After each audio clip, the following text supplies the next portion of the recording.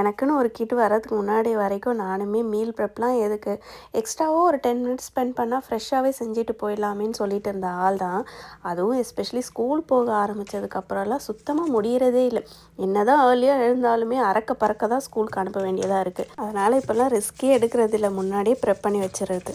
வீக்கெண்டில் ஒரு 2 hours spend பண்ணால் போதும், அந்த வீக் டே ஃபுல்லாக ரொம்பவே ஸ்மூத்தாக போகும்.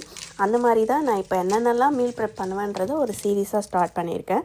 ஃபஸ்ட்டு இந்த இஞ்சி பூண்டு பேஸ்ட் அண்ட் பூண்டு உரித்து வச்சுக்கிறது. இங்கே மோஸ்ட்லி பார்த்திங்கன்னா பெரிய பூண்டு தான் கிடைக்கும், அதனால் கொஞ்சம் ஈஸியாக இருக்கும் எனக்கு உரிக்கிறதுக்கு. ஸோ இஞ்சி ஹாஃப் போர்ஷன், பூண்டு ஹாஃப் போர்ஷன் தான் போடுவேன் எப்போவுமே நான். அண்ட் அரைக்கும் போது கொஞ்சமாக எண்ணெய் அண்ட் உப்பு சேர்த்துப்பேன். ஒரு சிலர் மஞ்சள் தூள் கூட சேர்த்துப்பாங்க, உங்களுக்கு வேணும்னா சேர்த்துக்கலாம்.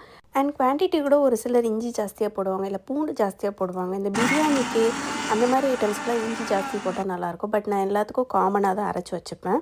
இதில் நம்ம ஆயிலும் உப்பும் சேர்க்கறதுனால அதுவே ஒரு ப்ரிசர்வேட்டிவாக இருக்கும். நான் அப் டு 1 மந்த் வரைக்கும் ஃப்ரிட்ஜில் ஸ்டோர் பண்ணி யூஸ் பண்ணுவேன். I'll see you in the next one. Do what makes you happy. Bye bye.